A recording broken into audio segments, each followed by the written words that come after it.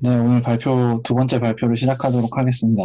오늘 제가 발표할 논문은 A Simple Framework for Contrastive Learning of Visual Representations라는 논문이고요. 딥마인드가 구글 브레인에서 나온 논문이고, 제프리 힌튼이 교신 저자로 되어 있는 비교적 최근에 나온 논문이고요. 여기 지금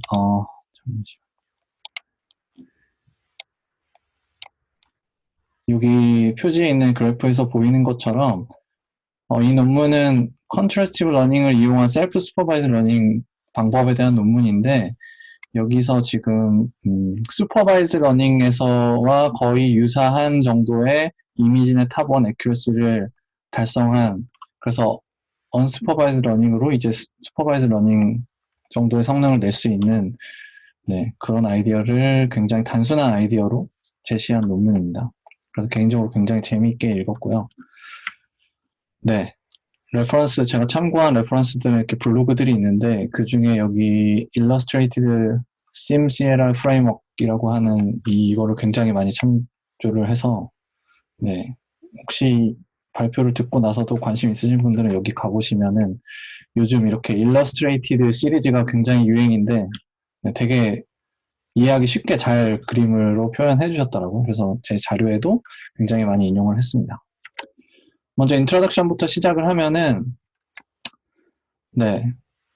언스퍼바이즈 러닝이 중요하고 사실 잘 될 수만 있다면은 굉장히 엄청난 어, 엄청난 일이 될 거다라는 건 사실 모두가 동의하고 있는 거죠. 그래서 휴먼 슈퍼비전 없이 어떤 비주얼 리프레젠테이션을 학습할 수 있다면은 굉장히 좋을 텐데 그동안의 방법들에 대해서 먼저 얘기를 좀 하고 있어요. 제너레이티브 어프로치가 있었고 그래서 어떤 뭐 보통 이미지 트랜슬레이션 같은 걸 하면서 그 과정에서 우리가 뭐 이렇게 보통 뭐가 있을까 유넷 같은 그런 인코딩했다가 디코딩하는 그런 형태의 네트워크가 됐을 때 인코딩을 하면서 이게 어떤 리프레젠테이션 학습할 수 있게 하는 그런 어프로치들이 있었는데 여기서 얘기하기를 픽셀 레벨 제너레이션은 굉장히 컴퓨테이셔널 익스펜시브하고 사실은 그게 반드시 이게 리프레젠테이션 러닝 하는데 꼭 필요한 건지 잘 모르겠다 이런 얘기를 합니다. 그리고 뭐 사실 이런 얘기는 예전부터 많이 나왔었던 얘기고요. 뭐 픽셀 레벨 제너레이션 할 때는 픽셀들 간에 인디펜던트 하다고 가정을 하고 하는데 그것도 사실은 엄밀하게 얘기하면은 맞는 가정이라고 하기 힘들죠. 그래서 뭐 여러 가지 이유가 있어. 제너레이티브 어프로치는 많이 나오긴 하지만 뭐 성능이 아주 좋은 것 같지는 않고요. 그 다음에 디스크리미네이티브 어프로치는 예전에 우리 뭐 호성님이나 성홍님이 PRCB에서 많이 방법들 같은 거 소개해 주셨는데 여기에 이제 우리 프리텍스트 태스크라고 하는 거를 만들어서 예를 들면 뭐 직소 퍼즐을 맞추는 식으로 해가지고 리프레젠테이션을 학습한다 이렇게 한다거나 이런 거를 보면은 굉장히 애적한 휴리스틱이 많이 들어가죠. 그래서 제너럴라이제이션 성능이 좀 한계가 있는 거 아니냐 이런 얘기를 하고 있습니다. 그래서 여기서는 이제 컨트래스티브 러닝을 활용한 어떤 좀 단순한 방법을 제시를 하는데 저 컨트래스티브 러닝을 그동안 보다가 이런 생각이 좀 들었어요. 이거 실제로 저희 집에 있는 책에서 제가 사진 찍은 건데 저희 딸 육아 책에 나오는 거예요. 생후 32개월 정도 되면 이런 걸 할 수 있다. 여기 신발이 있는데 이거랑 똑같은 게 어디 있죠? 이렇게 맞추는 건데 약간 컨트래스티브 러닝이 이런 거 사람들이 이런 태어나서 아기가 이런 걸 배우는 것처럼 뭐와 뭐가 비슷하고 뭐와 뭐가 다른 건지 이런 걸 구분하는 걸 통해서 리프레젠테이션 학습하는 그런 방법이라고 생각이 들어서 이 사진을 좀 넣어봤고요. 그래서 컨트래스티브 러닝은 방금 말씀드린 것처럼 여기 오른쪽에 있는 것처럼 어떤 데이터 두 개가 들어왔을 때 혹은 뭐 두 개가 아닐 수도 있는데 어쨌든 두 개가 시밀러한지 아니면 디스시밀러한지 비슷한지 다른지를 학습하는 그런 게 컨트래스티브 러닝이고요. 앞에서 얘기했던 뭐 제너레이티브나 뭐 디스크리미네이티브 러닝 방법은 이런 식으로 하면 되겠죠. 그래서 컨트래스티브 러닝을 좀 더 살펴보면은 이제 어떤 게 더 유사하고 여기 보면 고양이 사진인데 여기도 고양이가 있으니까 얘네 둘은 유사하고 다른 애들은 다르다 이런 거를 학습하는 건데 이걸 어떻게 학습시킬 거냐라고 생각을 해보면은 사람이 역시 여기에 이제 매뉴얼 어노테이션을 주는 방법이 있겠죠. 고양이는 고양이들끼리 모아놓고, 뭐, 개는 개들끼리 모아놓고, 이렇게 하면은 같은 클래스에 있는 애들끼리는 시밀러하고 다른 클래스에 있는 애들은 not similar다. 이렇게 할 수 있고요. 하지만 이거를 이제 셀프 슈퍼바이즈드 어프로치를 사용해서 따로 휴먼이 어노테이션 해주지 않고 할 수 있는 방법도 생각을 할 수가 있겠죠. 대표적인 게 이제 어그멘테이션 같은 걸 이용하는 방법인데 이 논문에서도 그런 데이터 어그멘테이션을 이용을 하게 됩니다. 그리고 컨트래스티브 러닝을 할 때는 또 한 가지 꼭 필요한 게 이제 뭐 당연한 얘기지만 어떤 이런 인풋 이미지가 들어왔을 때 그거를 잘 표현하는 리프레젠테이션, 어떤 임베딩이라고도 볼 수 있고요. 인코딩이라고도 볼 수 있고 어떤 벡터 형태로 잘 표현을 할 수 있는 이게 굉장히 중요하고 또 앞에서 이제 시밀러한지 디퍼런트인지 이런 거를 구분을 해야 되니까 시밀러리티를 계산할 수 있는 어떤 매트릭이 또 있어야 됩니다.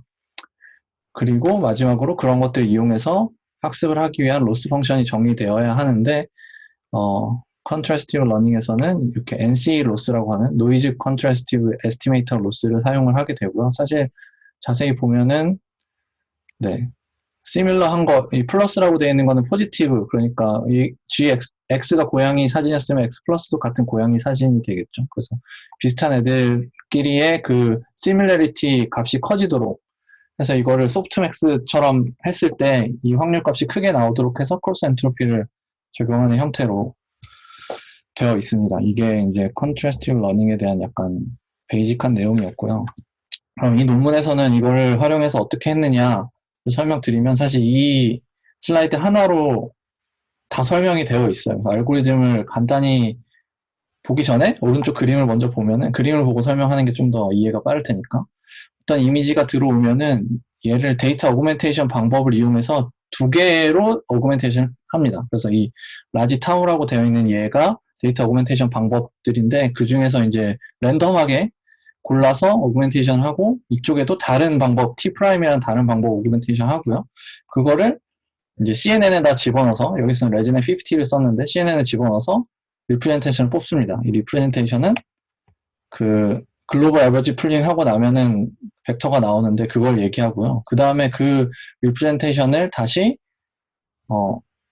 이제 우리가 시뮬레리티를 계산하기 좋은 도메인으로 옮겨주기 위한 몇 개 레이어를 추가하는데 그냥 멀티레이어 퍼셉트론 사용해서 다른 ZI라고 하는 벡터로 바꾸고요. 여기도 ZJ로 바꾸고 그래서 얘네 둘은 다 같은 X라는 이미지에서 시작했기 때문에 시밀러라고 나와야 되고 만약에 다른 이미지에서 오그멘테이션 된 이미지가 나오면 걔네들끼리는 다른 디퍼런트에서 시밀러리티가 굉장히 낮게 나와야 된다. 이런 식으로 학습을 시키는 겁니다. 그래서 왼쪽에 있는 알고리즘 이걸 다시 한번 보면은 배치 사이즈를 라지 n이라고 하고 여기 이제 템퍼러처가 들어가는데 템퍼러처 타우 그리고 fg라고 하는 함수들이 있을 때 보면은 네 미니 배치에서 샘플을 해와가지고 n개니까 하나씩 가져와서 방금 설명드렸던 것처럼 왼쪽 오른쪽으로 각각 어그멘테이션을 따로 하고요. 그래서 걔네들이 지금 왼쪽부터 보면은 두 개씩 하니까 K번째를 가져오면은 걔가 2K-1번째 인덱스를 갖게 되고 왼쪽 부분이요. 그래서 이거를 어그멘테이션을 하고 그 다음에 F는 아까 CNN이라고 했죠. CNN을 통과시키고 나면은 어떤 H라는 벡터가 나오고 그걸 다시 G라고 하는 멀티레이어 퍼셉트론 통과시켜서 Z를 얻게 됩니다. 오른쪽도 똑같이 하게 되고요.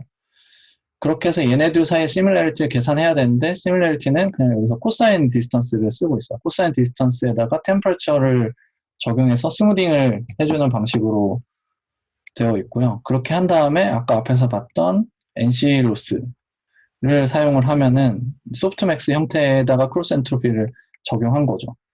여기 보면은 이 시밀러리티 값에다 익스포넨셜 취한 걸 다 더한 것 분에 자기들끼리 한 거, 이렇게 유사한 것끼리 한 거의 확률을 최대화시키는 그런 식으로 학습을 하게 됩니다. 그런데 이게 여기 보면은 네, 뒤에서 한 번 더 설명드리겠지만 이렇게 왼쪽, 오른쪽 이렇게 좌우에 어떤 게 놓이느냐에 따라서 실제로 계산되는 게 좀 다르거든요. 그래서 그 두 개를 더한 다음에 다시 2로 나눠주는 식으로 해가지고 두 개의 평균으로 계산을 하게 됩니다. 모든 n개의 배치 안에 있는 이미지들에 대해서 이렇게 계산을 하게 되고요. 다시 한번 이제 뒤에서 좀 더 설명을 드리도록 할게요. 그래서 오버뷰를 보면은 여기서 이제 데이터 어그멘테이션을 사용을 했고요. 네. 여기 랜덤 크롭, 그리고 랜덤 크롭해서 리사이즈 하는 거, 그리고 컬러 디스토션, 그리고 가우시안 블러 이렇게 세 가지의 데이터 어그멘테이션 방법을 사용을 했습니다. 그리고 레지넷 50가 말씀드렸던 것처럼 인코더로 사용이 됐고, 거기서 이제 그 글로벌 알거지 풀링 하고 나면은 2048 디멘전의 벡터의 리프레젠테이션이 나오게 되고, 거기다가 이제 프로젝션 헤드, 시뮬러리티를 계산하기 좋은 플레인으로 이제 프로젝션을 하는 그런 멀티레이어 퍼셉트론을 2개 레이어짜리 멀티레이어 퍼셉트론을 사용했고요. 그래서 128 디멘전의 레이턴스 스페이스로 보내서 여기서 시뮬러리티를 코사인 디스턴스로 계산하게 됩니다. 그리고 이 논문의 좀 특징 중에 하나인데 네거티브 샘플링을 하지 않았어요. 사실 이렇게 뒤에서도 나오겠지만 뭐 트리플렛 로스 같은 게 예전부터 있었고, 그런 거를 쓰게 되면은 이 네거티브 이그젬플을 얼마나 어려운 이그젬플을 잘 뽑아오느냐가 굉장히 중요한데, 여기서는 그런 네거티브 샘플링 방법을 따로 쓰지 않고 대신에 배치 사이즈를, 이 n이라고 하는 배치 사이즈를 굉장히 키우면은 그 배치 안에 자기 자신만 포지티브 한 거고 나머지는 다 네거티브 샘플이기 때문에, 이 n이 굉장히 크면은 굉장히 큰 수의 네거티브 샘플들이 존재하기 때문에 따로 네거티브 샘플링을 하지 않아도 성능이 잘 나온다는 것을 보여주고 있습니다. 그리고 코사인 시뮬러리티 펑션 사용했고, 그 다음에 아까 로스 펑션의 이름이 Normalized Temperature Scaled Cross Entropy라고 되어 있고요. 템퍼러처가 들어갔고, 여기서 코사인 디스턴스, 코사인 시뮬러리티 쓰면서 네, 놈으로 노멀라이즈를 해주게 되니까, 그래서 NT가 들어가고, 그리고 크로스 엔트로피를 쓰게 됩니다. 그리고 배치 사이즈는 256에서 8192까지 사용을 했고요. 디폴트가 아마 4096, 네, 4096이 디폴트 세팅이고, 그래서 8192의 배치 사이즈를 사용하면은 여기서 한 개 빼고 8191개가 네거티브 샘플인데, 그거를 어그멘테이션에서 2배로 뻥튀기 시키니까 16382개의 네거티브 이그젬플이 존재하게 됩니다. 그리고 이게 배치 사이즈가 굉장히 크기 때문에 이제 멀티 GPU에서 트레이닝 해야 되는데, 그때 얘는 배치 사이즈의 영향을 굉장히 많이 받아서 그거를 잘 트레이닝 하기 위한 랄스라고 하는 옵티마이저를 사용했고, 그 다음에 배치 노멀라이제이션을 쓸 때도 그 GPU별로 따로따로 배치놈에 사용되는 민과 베리언스를 애그리게이션 하는 게 아니고 전체 글로벌한 배치 노멀라이제이션 민 베리언스를 계산해서 애그리게이팅 하는 식으로 구성을 했습니다. 그래서 128개 TPU V3 코어로 1.5시간 정도 걸리면 학습이 된다고 하는데, 네, 구글이니까 이렇게 많은 수의 TPU를 쓸 수 있는 게 아닌가 하는 생각이 좀 들고요. 네, 그것도 4096으로 100에폭 학습할 때 이 정도 시간이 걸린다는 거고, 실제 논문에 보면은 1000에폭까지 학습을 시키거든요. 그러면은 15시간. 네. 그리고 데이터셋은 이미지넷 2012년 데이터셋을 사용을 했고요. 그 다음에 앞에 다른 PRCB 논문에서 셀프 슈퍼바이즈 러닝에서 이밸류에이션 할 때 사용하는 방법으로 많이 소개가 됐던 리니어 이밸류에이션 프로토콜을 사용하고 있습니다. 리니어 이밸류에이션 프로토콜은 뭐냐면, 프리트레이닝 된, 셀프 슈퍼바이즈 러닝으로 프리트레이닝 된 그 부분은 프리즈를 해서 더 이상 학습이 안 되게 막고, 거기에다가 그 리프레젠테이션에다가 딱 레이어 한 개, 리니어 레이어만 추가해가지고 성능이 얼마나 잘 나오는지를 가지고 이밸류에이션 하는 방법을 리니어 이밸류에이션 프로토콜이라고 얘기를 합니다. 다시 돌아와서 CMCLR 이게 어떻게 동작하는지를 이 Illustrated CMCLR 프레임워크 이 블로그 자료를 가지고 설명을 드리면은, 이렇게 이미지가 있을 때 그 이미지를 트레이닝 코퍼스에 넣고 거기서 배치 개수만큼 뽑아옵니다. 이미지를. 아까 배치가 굉장히 컸죠. 디폴트가 4096이었는데 여기서는 이제 이해를 돕기 위해서 2개라고 가정을 하면은 고양이 사진 하나, 코끼리 사진 하나를 뽑았을 때 오리지널 이미지가 이렇게 있을 때 데이터 오그멘테이션을 해서 이런 식으로 여러 개의 방법을 사용해서 그 중에 이제 2개를 랜덤하게 픽해서 사용을 하게 되고요. 그래서 데이터 오그멘테이션 하면은 이렇게 고양이 사진 2개, 코끼리 사진 2개가 나오게 됩니다.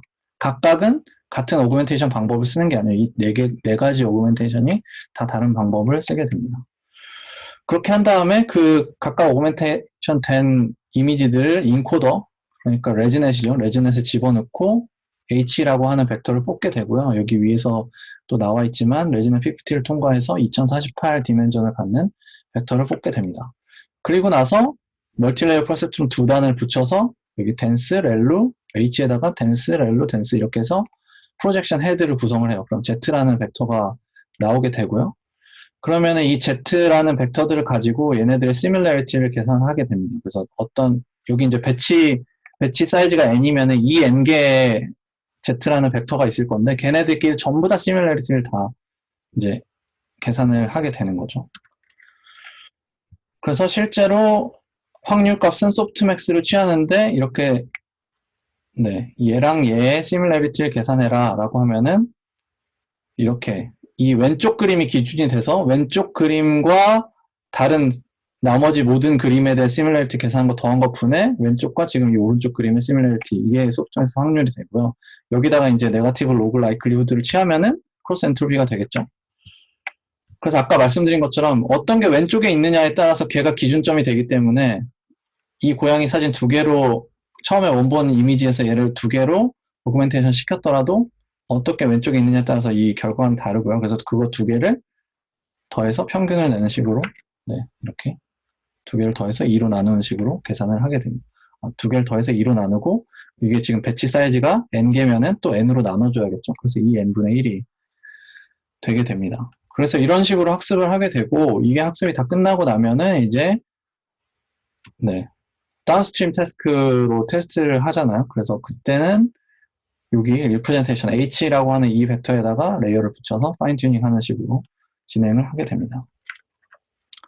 그래서 이제 디테일하게 조금 더 들어가서 살펴볼 건데요. 데이터 오그멘테이션을 어떻게 했는지, 그래서 어떤 것들을 선택해서 썼는지, 그리고 그 근거는 뭔지 이런 거에 대해서 설명을 하고 있어요. 그래서, 근데 먼저 이 논문에서 어그멘테이션 부분을 무슨 얘기를 하고 있냐면은, 기존에 많은 논문들이 데이터 어그멘테이션을 이용한 이런 컨트래스티브 러닝을 하는데, 거기서 굉장히 좀 안 좋게, 이제, 단점이라고 하면은, 이걸 위해서 어떤 CNN 아키텍처를 변경을 하게 돼요. 예를 들면 패치를 뜯어서 한다든지, 그럼 CNN을 여러 개 붙여가지고 한다면 그걸 다시 합치는 CNN을 만들어야 되고, 뭐 이런 식의 아키텍처가 변경이 일어나는 그런 것들이 있고요.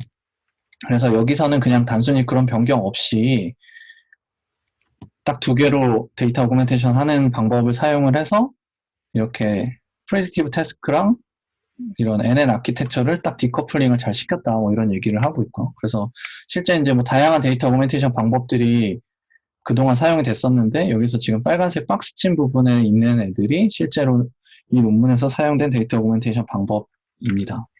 그래서 그러면 이 박스 친 애들을 어떻게 골랐냐라고 하면은, 여기서 이제 실험을 통해서 골랐는데요. 어떤 데이터 오그멘테이션 방법을 해야지 성능이 잘 나오는지, 그걸 이제 리니어 이밸류에이션을 한 거죠. 이미지의 탑1 애큐러시가 여기 써 있는 겁니다. 그러니까 숫자가 높을수록 좋은 거고요. 그래서 어떤 데이터 오그멘테이션 방법이 효과적인지를 계산을 한 거예요. 여기서 이제 데이터 오그멘테이션을 쓸 때 그 트랜스포메이션을 하나만 쓰지 않고 두 개를 붙여서 쓸 거예요. 아까 브랜치가 왼쪽, 오른쪽 있었는데 그거 두 개를 얘기하는 게 아니라 각각의 브랜치마다 데이터 오그멘테이션 방법 두 개를 시리얼하게 섞어서 쓸 겁니다. 그때 어떤 거를 섞어서 쓰면 좋은지를 이제 알아보기 위해서, 그리고 왜 두 개를 쓰는지도 여기 이유가 나오는데, 이렇게 지금 다이어고널 텀, 여기도 지금 설명이 좀 있을 텐데요. 다이어고널 텀은 크롭, 여기 컷아웃 똑같잖아요. 그래서 여기는 오그멘테이션 하나만 쓴 거고요. 나머지는 이제 두 개씩 섞어서 쓴 겁니다. 그래서 왼쪽에 있는 게 첫 번째 쓴 거고, 이 아래쪽에 있는 게 두 번째로 쓴 거를 얘기를 하게 됩니다. 그래서 결과를 대충 보면은, 이거를 이제 할 때, 논문에서 또 무슨 얘기를 하냐면은, 이미지 내 데이터가 다 가로, 세로 사이즈가 다 달라가지고, 우리가 보통 뭐 224x 224로 잘라서 넣잖아요. 그래서 항상 크롭하고 리사이즈 하는 거는 항상 들어가는데, 그래서 그러면은 그걸 무조건 앞에 하고 시작해야 되면 얘네들끼리의 어떤 정확한 비교가 힘들잖아요. 그래서 그걸 막기 위해서 일단 크롭을 한 다음에, 아까 브랜치가 두 개 있었는데 한쪽엔 아무것도 안 하고 다른 한쪽은 이 하나나 두 개를 섞어서 써가지고, 그런 식으로 해서 학습을 해서 결과가 이제 그렇게 하면은 두 개 다 오그멘테이션 하는 경우보다는 성능이 좀 안 좋지만, 어쨌든 어떤 오그멘테이션 방법이 효과적인지는 상대적으로 비교가 가능하기 때문에 그런 방식을 썼다. 그래서 Asymmetric Data Transformation이라는 게 그 얘기를 얘기하는 거고요. 그래서 여기서 이제 얘기하는 게 싱글 트랜스포메이션, 오그멘테이션 방법 하나만 쓰면은 성능이 별로 안 좋더라. 이 다이어고널 텀이 여기서 보면은 이 행을 봤을 때 전체적으로 하위권에 속하죠. 굉장히 안 좋더라. 그래서 두 개를 섞어서 써야겠더라. 그리고 성능이 되게 좋은 애들이 컬러랑 크롭을 같이 쓴 경우가 성능이 굉장히 좋은데, 이제 나름대로 이제 분석을 해봤어요. 왜 좋으냐라고 했더니, 크롭 같은 건 원래 굉장히 많이 쓰는 오그멘테이션 방법이기도 한데, 크롭만 쓰면은 여기서 얘기하기를 어떤 이 컬러의 디스트리뷰션이 이렇게 크롭을 어디서 하더라도 이게 같은 이미지 두 장이면은 같은 이미지면은 크롭을 어디서 하더라도 대부분 이런 디스트리뷰션 형태가 비슷하게 분포를 하기 때문에 이 네트워크가 다른 거 안 하고 이 컬러 디스트리뷰션만 잘 컬러 디스트리뷰션만 뽑아내는 것만 잘 학습을 하더라도 이 두 개의 이미지가 서로 다른 거다. 얘는 디퍼런트한 거다. 얘네들끼리는 크롭이라는 오그멘테이션을 썼지만 얘네들은 같은 거고 얘랑 얘는 다른 거다라는 거를 쉽게 구분을 할 수 있는 것 같다. 그래서 컬러에 대한 어떤 디스토션을 줘서 이렇게 막 섞어놔야지 얘가 제대로 된 리프레젠테이션을 학습할 거다라고 해서 이 두 개를 같이 쓰는 게 굉장히 좋다라는 거를 얘기를 하고 있고요. 그 다음에 이제 여기서 또 얘기하고 싶은 거는 데이터 오그멘테이션을 여기 컬러 디스토션을 점점 더 강하게 걸었을 때 여기는 걸고 블러링까지 넣었을 때 가우시안 블러까지 넣었을 때 성능이 어떻게 올라가는지를 보여주고 있어요. 그래서 보면은 여기 CMCL이라고는 이 논문에서 제시하는 방법을 쓰면은 이렇게 점점 성능이 좋아지는 게 보이죠. 근데 슈퍼바이즈 러닝을 쓰면은 오히려 성능이 디스토션을 걸수록 성능이 떨어집니다. 그리고 이제 오토 오그멘테이션 방법을 썼을 때랑도 비교를 했는데 슈퍼바이즈 러닝에서는 오토 오그멘테이션을 쓰면은 뭐 아주 약간지만 성능이 좋아졌는데 여기서는 오히려 다른 방법들 단순한 오그멘테이션 방법에 비해서 성능이 안 좋더라. 그래서 이제 그런 얘기를 하고 있어요. 이렇게 언슈퍼바이즈드 모델을 학습할 때는 데이터 오그멘테이션, 특히 컬러 오그멘테이션을 굉장히 강하게 걸수록 더 좋더라. 그리고 복잡한 오토 오그멘트 같은 굉장히 복잡한 오그멘테이션 방법보다도 단순한 방법을 강하게 쓰는 게 더 좋더라. 그리고 슈퍼바이즈 러닝에 비해서 데이터 오그멘테이션이 효과가 확실하게 더 잘 나타나더라. 그리고 마지막으로 슈퍼바이즈 러닝에서 별로 효과가 없었던 오그멘테이션 방법이라고 할지라도 언슈퍼바이즈 러닝에 가면은 효과가 잘 나타날 수도 있다. 이런 얘기를 하고 있습니다. 그래서 여기 보면은 이게 이제 파란색 부분이 100에폭 동안 학습을 한 거고요. 그 다음에 빨간색이 지금 이 논문에서 제안하는 방법으로 1000에폭 동안 학습을 한 거고, 초록색 선이 슈퍼바이즈 러닝으로 학습을 한 거예요. 그래서 보면 아까도 얘기했듯이 슈퍼바이즈 러닝이 여전히 잘하지만 같은 모델 사이즈일 때 얘 모델을 레지나 50를 4배 키운 정도의 모델에서는 여기 그냥 레지나 50 오리지널 모델이랑 거의 비슷한 성능이 나오더라. 이런 얘기를 하고 있는 거고요. 그 다음에 이제 넌리니어 프로젝션 헤드, 아까 H라고 하는 리프레젠테이션에서 시뮬레이트를 계산하기 위한 레이턴트 스페이스로 프로젝션을 하는 두 개 레이어짜리 멀티레이어 퍼셉트론을 썼다고 하는데, 전에 이제 유호성님 발표에서도 비슷한 얘기 나왔었죠. 그전에는 리니어 레이어 한 개만 쓰는 애들이 많았었는데, 왜 한 개 써야 되냐, 두 개 써도 될 것 같은데, 두 개를 써보면은, 넌리니어 프로젝션 하면은 성능이 더 좋아지더라. 여기서도 좋아지는 걸 보여줍니다. 넌리니어가 항상 더 좋죠. 배치 사이즈에 무관하게. 그리고 아예 리니어 레이어조차도 안 넣고 그냥 거기서 바로 시뮬레이트 계산하는 것보다도 성능이 훨씬 더 좋은 걸 보여주고 있고요.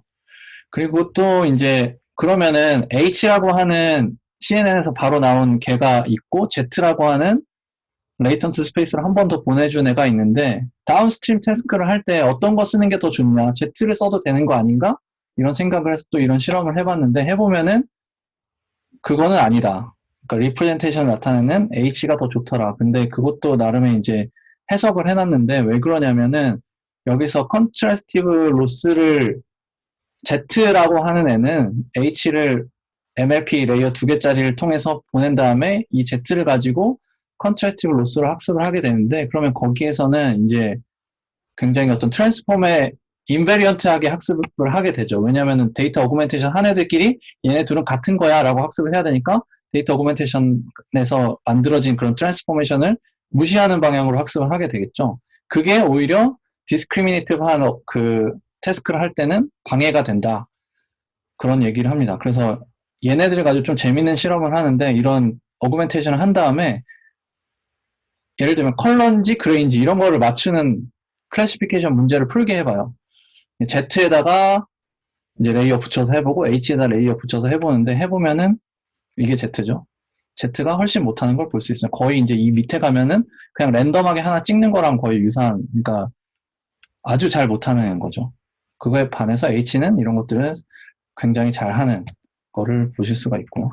여기 이제 TSNE로 차원 축소를 했을 때도 보면은 H로 이제 클래스 10개인 데이터 뭐 사이퍼10 같은 거 가지고 한 건데 이렇게 H가 더 잘 구분이 되어 있는 걸로 눈으로도 볼 수가 있습니다. 그 다음에 로스 펑션 얘기를 하는데 로스 펑션은 여기서 아까 얘기했던 크로스 엔트로피를 쓰는데 normalized temperature scaled cross entropy 쓰는데 다른 뭐 트리플렛 로스, 마진 트리플렛 로스랑 이제 로지스틱, normalized temperature, 로지스틱 로스, 그러니까 바이너리 클래시피케이션 해서 이미지 두 개가 들어왔을 때 이거 같은 거면 1, 아니면 0 이렇게 나오게 해서 학습하는 로지스틱으로 학습할 수 있겠고요. 로지스틱 리그레션으로.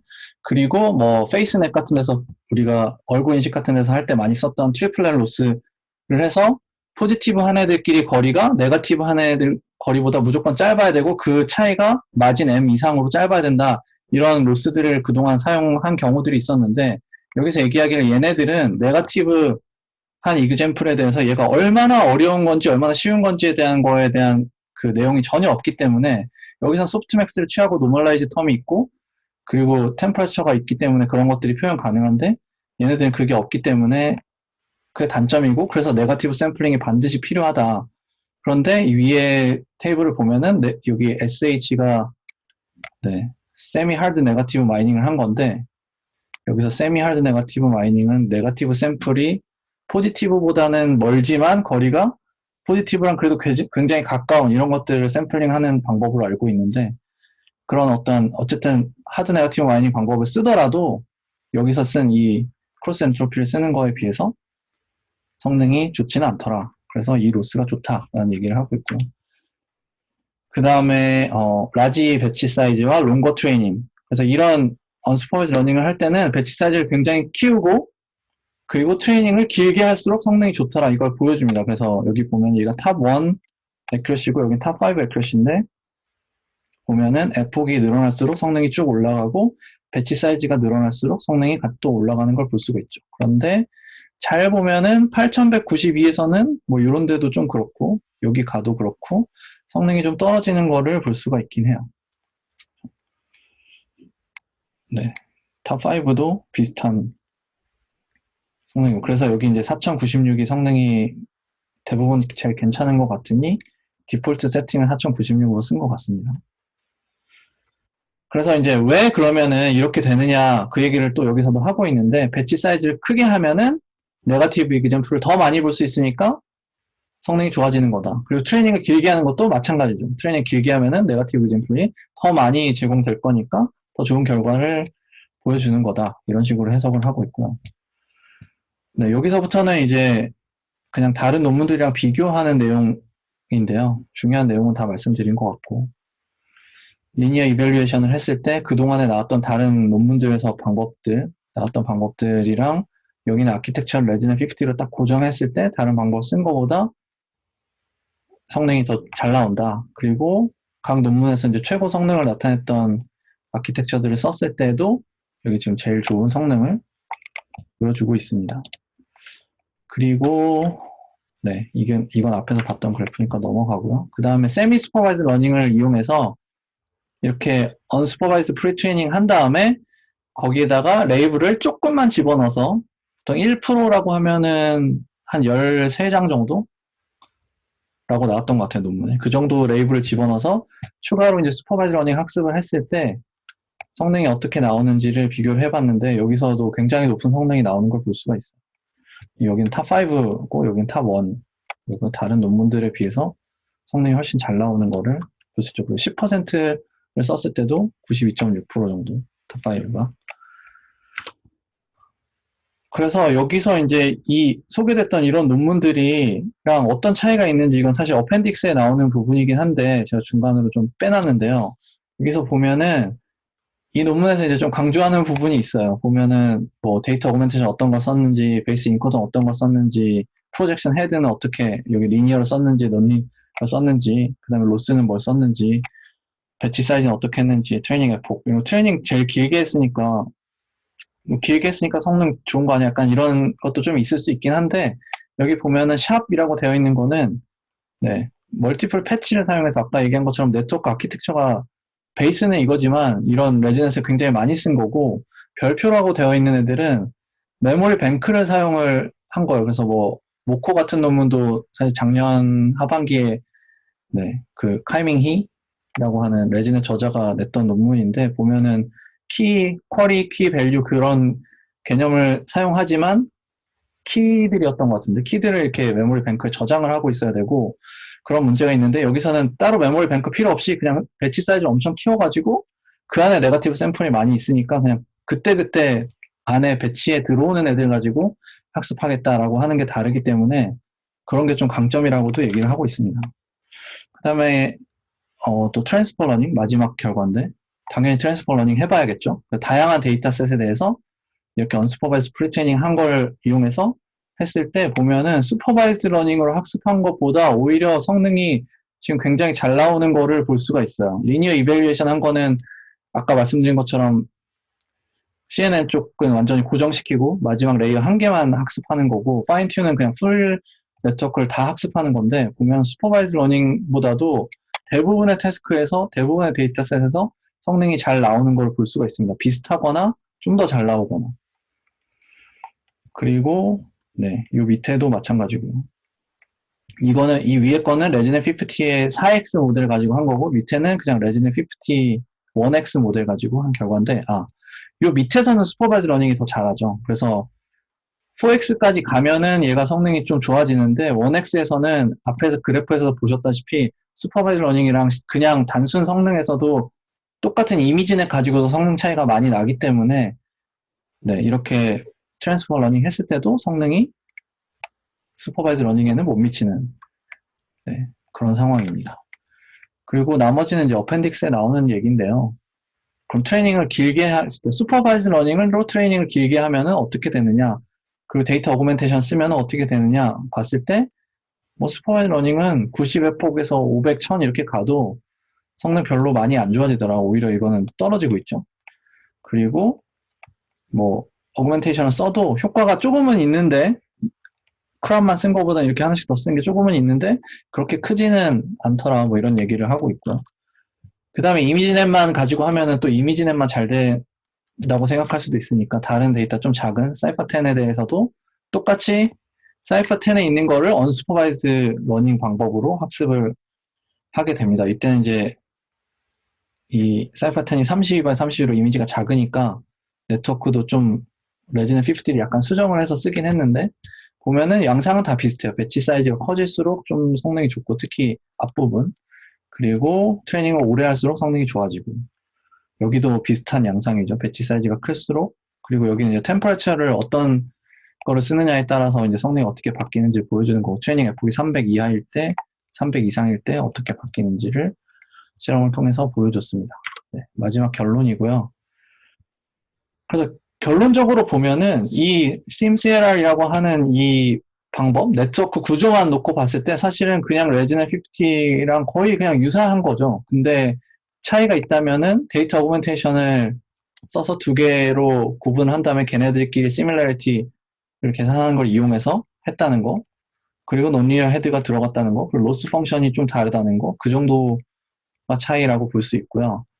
다시 정리를 하면은 데이터 어그멘테이션을 컴포지션에서 두 개를 섞어서 쓰는 게 굉장히 크리티컬한 역할을 하고 그 다음에 리프레젠테이션을 이용해서 논리니어 트랜스폼을 해가지고 레이턴 스페이스로 보내서 시뮬레이티 계산하는 것도 되게 중요한 역할을 하고 있고 그 다음에 배치 사이즈가 클수록 트레이닝을 오래 할수록 더 성능이 좋아지더라. 그래서 얘는 76.5% 탑1 애큐러시를 나타냈고 그동안에 이전에 소타를 찍은 네트워크에 비해서 7% 정도 좋아졌고 이게 레지넷 50 모델이랑 슈퍼바이즈 러닝 모델이랑 비슷한 성능을 나타냈다. 이렇게 컨클루전을 할 수 있을 것 같습니다. 네, 제가 발표한 내용은 여기까지고요. 네, 질문 있으시면은 질문 받도록 하겠습니다.